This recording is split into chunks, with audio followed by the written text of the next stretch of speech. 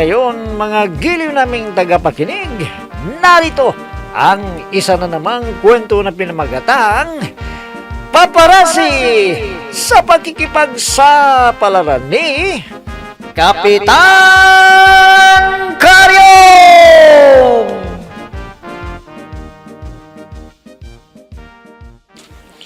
Akap, pinagtimpla na kita ng kape mo. Ay, maraming salamat, Veronica. Napakabait mo talaga. At napakasiksi pa. Oh, Kap, yung mga mata mo. Nakatitig na naman sa ano ko. Nakaw, napakaswerte talaga ni Rudolph. Dahil nagkaroon siya ng asawang napakasiksi. Tumigil ka nga dyan, Kap. Baka makita na naman tayo ni Aling Punyang. Pagsasabihan na naman ako ng kung ano-ano. Baka mamaya, maniwala rin si Rodolph na nakipagrelasyon ako sa iyo. Alam mo, Veronica, mahal na mahal kita. Mamamatay ako kapag nawala ka sa paningin ko. Ako rin, Kap. Ewan ko ba kung bakit ako na-inlove sa iyo. Nawala ng paghanga ko sa iba. Nabaling lahat sa iyo. Dahil kahit matanda ka na ramdam na ramdam ko pa rin ang kakisigan mo. Ganun ba? Nakaw, sa sinabi mong yan parang nag-init ang aking damdamin. Ops, Kap. Hindi pwede ngayon. Bakit naman hindi pwede? Inutusan ko si Pineng na pumunta kay Miyar. At wala rin si Punyang ngayon. Nakipaglibing doon sa pinsan niyang si Piping Marciliano. At wala rin mga CBO. Dahil may seminar sila sa bayan. Kwan kasi, may dalaw ako. Hindi pwede. Kaya sa ibang araw na lang, ha? Veronica, ano yun? Parang may tao sa tapat ng bintana. Parang may naninilip. Sandali ka pa. Titingnan ko. May tumakbo pala yun. Sino yun, Veronica? Kap! Ha? Si Boy Sibuyas! Ayun! Tumakbo na! Buwisit ang tarantadong yun Sa palagay ko, narinig lahat ng pinag-usapan natin. Nakaw, malaking problema na naman ito. Baka ipagkakalat na naman ang narinig niya.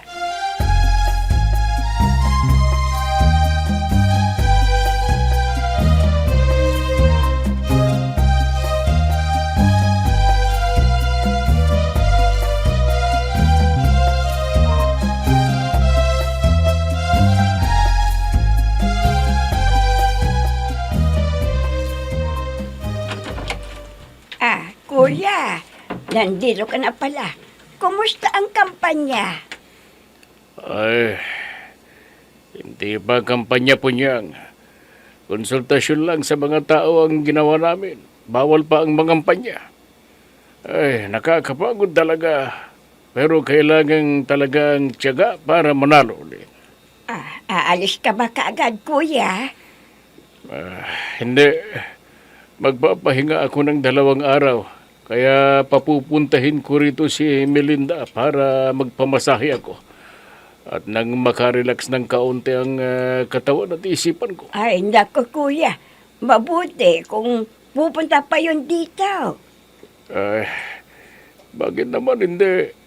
Ipapaalam ko siya sa tatay niya. At siguradong papayagan yan kaagad kapag ako ang nakipag-usap. Siguradong papayag si Dandoy. Pero si Melinda, baka ayaw. Bakit naman ayaw? Nagtatampo ba siya sa akin dahil matagal nang hindi ko siya dinadalaw? Ewan ko, kuya. Basta may nangyayari na hindi mo alam. May sinasabi ka ba, Punyang? Wala, kuya, wala. Sige, magpahinga ka at ipagluluto kita ng paborito mong ulam. Bakit kaya sinabi ni Punyang na baka ayaw ni Melinda na pumunta rito? Anong dahilan? Alam ko na. Baka nagtatampo lang siya sa akin. Kailangang may pasalubong ako sa kanya para matanggal ang tampo sa akin ng babaeng yon.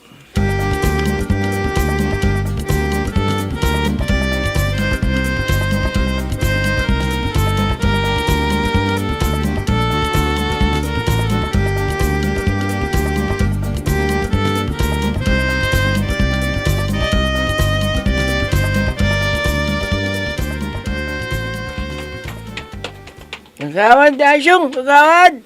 Boy. Boy Sibuyas. Bakit? Anong nangyari sa'yo? Kagawad, may bago akong ibabalita sa'yo. Sariwa ito. Wala pang ibang nakakaalam kundi ako lang. Ha? Ano bang balita yun, boy? Tungkol saan yan, ha?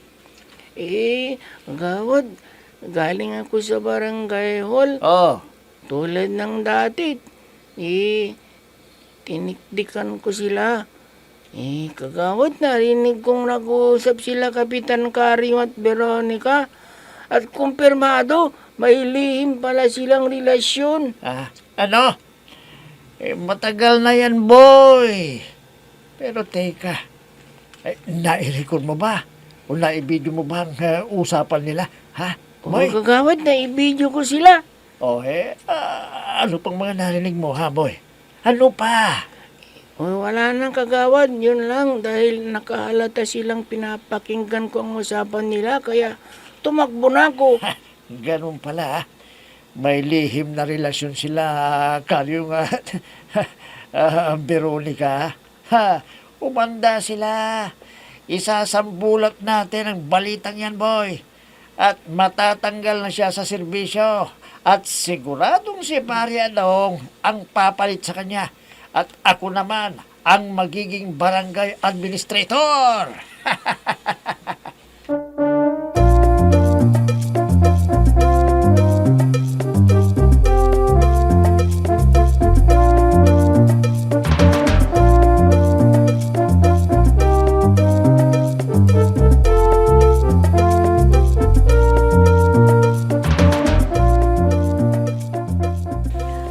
Melinda! Nandyan ka ba? Melinda! Tao po! Sandali lang. Nandyan na. Oh, Pining. Bakit ka nagpunta rito? Anong kailangan mo?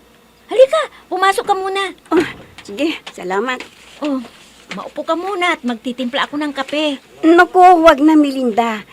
Nagpunta ako rito dahil may pinatatanong si Vice Mayor sa iyo. Ha? Ano ang pinatatanong niya sa'yo? Tinatanong sa akin kung may alam daw ako kung bakit ka nagtatampo sa kanya. Sabi ko, wala akong alam. Kaya ako nagpunta rito para sabihin sa iyo ang mga sinabi sa akin. Ay, naku. Matandang yun talaga, oo. Parang hindi makaintindi. Marami na siyang message sa akin. Sinasagot ko naman. Sabi ko, kalimutan na niya ako. Dahil ayaw ko nang makipagrelasyon sa kanya. Dahil nakukonsensya na ako, no? Baka makahalata ng boyfriend ko, eh. Ha? Naku, hindi kaya ang totoong dahilan ay na-in-love ka sa asawa ni Veronica? Shh!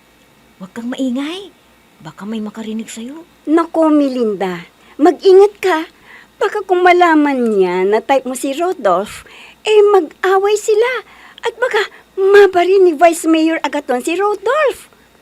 Pining! Oo, Melinda. Payong kapatid, tumikil ka na sa ginagawa mo. Putulin mo na ang pagkikipagrelasyon mo kay Rodolph.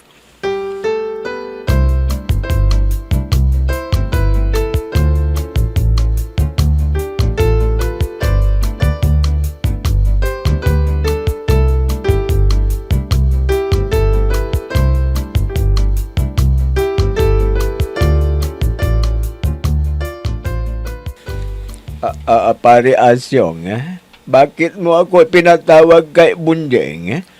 Ano bang pag-uusapan natin? Napakahalaga ng pag-uusapan natin, Pariadong.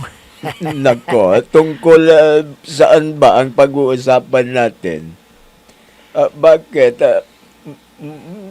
Tingnan mo, malapit nang magtakip silim pinapunta mo pa ako rito. Pare, tulad ng sinabi ko, napakahalaga ng pag-uusapan natin ngayon. Makinig ka at kailangang maintindihan mong mabuti itong sasabihin ko. Sige, makikinig ako.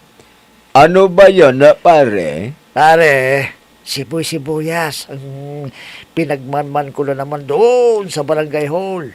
At meron na naman siyang nadiskubre. Oh. Nako, may sandata na naman tayo para mapatalsik sa posisyon ang buwisit na karyo na yon. Kasama yung kulasisi niya. Tay ka pare, ikwento mo na lang kung ano yon dahil nabibitin ako eh. Pare, sandali lang tatawagin ko si Boy Sibuyas. Ah. At siya na mismo ang magkikwento sa'yo kung anong nadiskubre niya. Sandali lang. Boy! Halika nga rito at ikaw ang magkwento kay Pare Adong kung ano ang bagong nadiskubre mo. Bilisan mo, boy!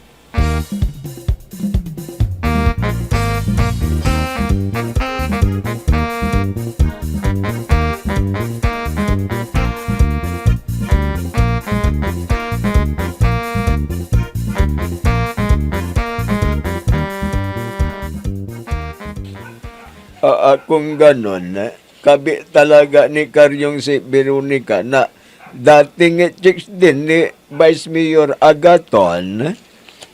Oo, Kagawad Adong. At dinig na dinig ko ang usapan nila na videohan ko pa nga sila eh. May ebidensya at nang naghahalikan na sana nahalata nila akong nandun na nakamasid at nagbibideo sa kanila. Kaya tumakbo na ako. Pero na-video ko na lahat ang usapan nila. Ganun ba? Matulis din talaga ang Karyong na yon. Umanda siya. Kung malalaman niya ni Punyang, nako, aawayin siya. Aawayin na naman niya si Veronica. Oo, dahil masyadong selosa si Aling Punyang napangit. At hindi lang yon ha. Kung malalaman yun ni Rodolph, baka mapatay pa niya si Karyong. Malaking iskandalo ito. Kahit hindi na siya papatayin, mamamatay na siya sa problema. Maaatake na naman siya, pare. Oo, pare. Nako, naaamoy ko na ang iyong tagumpay, pare. Oo, pare. Hindi na mapipigilan talagang tagumpay ko. Malapit na, pare. Pare. Kailangan na magbunyi na tayo. Dahil nalalapit na tagumpay. Oo. Lalo na ikaw, magbunyi ka na, pare. Oo, pare. At ngayon, sisimulan na natin ang plano para masira ang karangalan ng Karyong na yon. Siguradong pupulutin na sa ngayon sa kangkungan.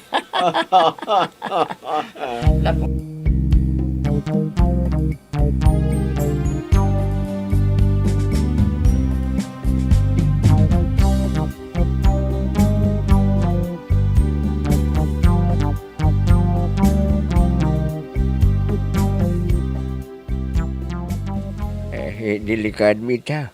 Bakit pagsasabi na ni Boy na yun ang narinig niyang pinag-usapan namin ni Veronica? Nabidyoan pa yata kami habang nag-uusap ha. Ano kayang gagawin ka? Kailangan na makapag-isip kami ni Veronica ng paraan para hindi kami panghinalaan. Kapitan! Diyos ka, si Rudolph, nandyan na. Baka nakarating na sa kanya ang napag-usapan namin ni Veronica. Mabuti naman at inabutan kita, Kap. May importante akong sasabihin sa'yo eh. Rudolph, delikado ito. Baka nakarating na sa kanyang usapan namin ni Veronica. At baka bigla akong barilin nito na mamamatay na ikaw. Kap, pagkahirap nitong posisyon ng barangay bilang administrator eh. Nahihirapan na tayo sa peace and order dito. Kaya kailangan matutukan natin ito. Patulong na tayo sa ibang mga kagawad. Yan bang sasabihin mo sa akin, Rudolph? Akala ko... Kap! Kap! Diyos ko! Anong nangyari sa'yo, Kap? Kap!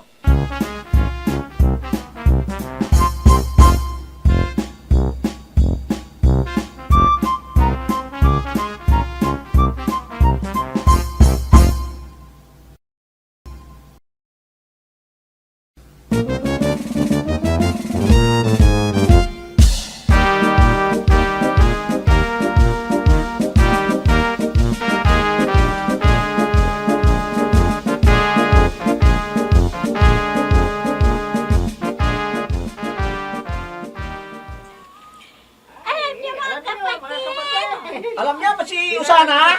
Ay, yung dating kwan.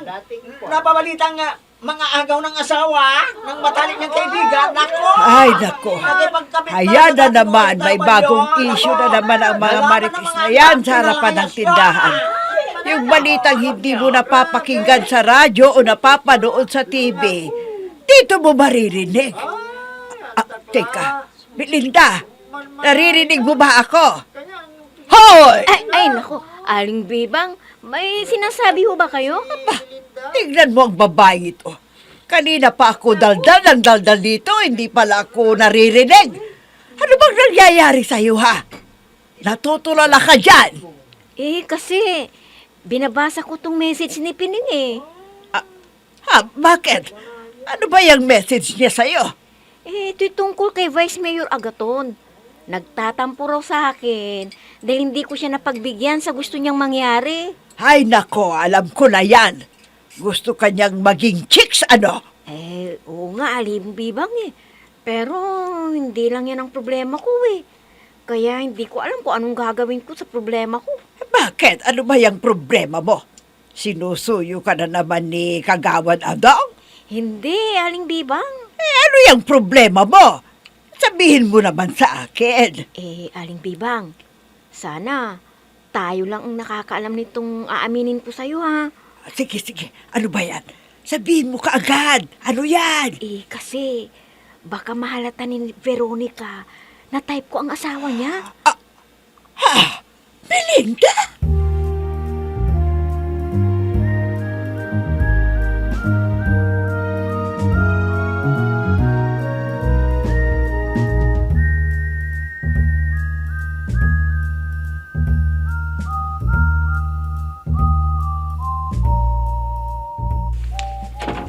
Veronica! Veronica! O, Pining! Ano nangyari sa'yo? Bakit para kang hinahabol ng 10 satanas? Naku, friend. Ito na nga yung sinasabi ko sa'yo. Heto, tignan mo ang kumakalat sa social media. Tignan mo. Bakit? Ano ba yan?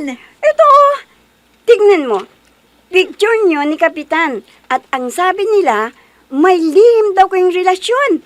At nako, sabi pa nila, 2 buwan ka na raw buntis. At ang ama ay si Kapitan. Naloko na. Sino ang nag-post niyan, Pining? Sino?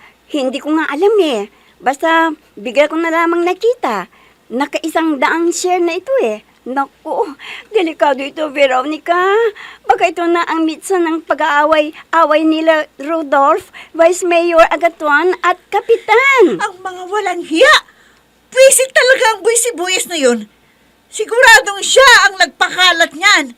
Siya lang naman ang nakita kong galing dito sa barangay hall kahapon ah. Friend, kailangan makausap mo na kaagad ang asawa mo. Baka mabasa niya ito. Sige, sige. Ako na ang bahala sa kanya. Paano kung makarating na rin kay Aling Punyang ito? Naku, lalong masisira ang karangalan mo. Dahil hindi ka naman titigilan. Kaisan ka makita, bubulyawan ka at sasabihin kabit ka ng asawa niya. Hindi naman totoo yan eh. Kaya kung hindi nila mapapatunayan, ididimanda ko sila.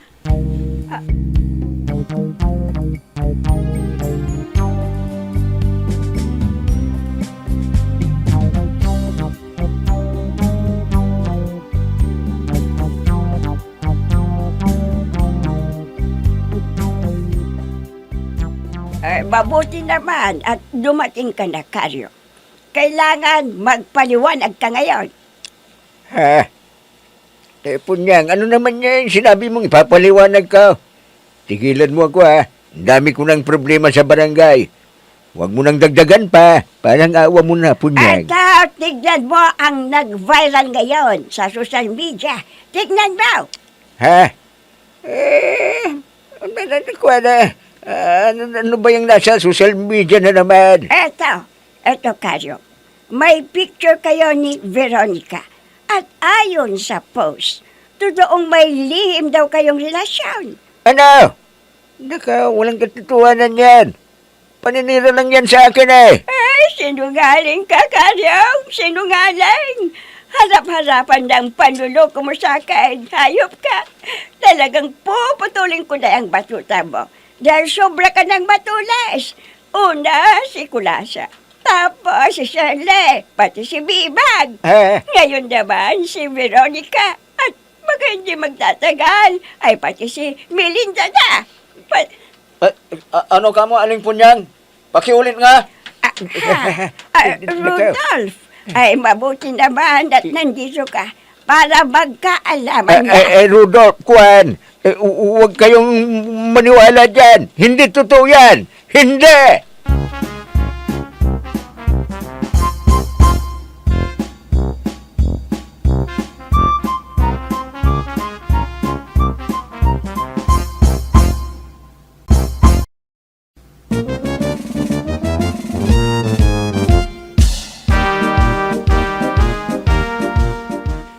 Paniniwalaan kaya ni Rodolph na may relasyon sina Veronica at Kapitan?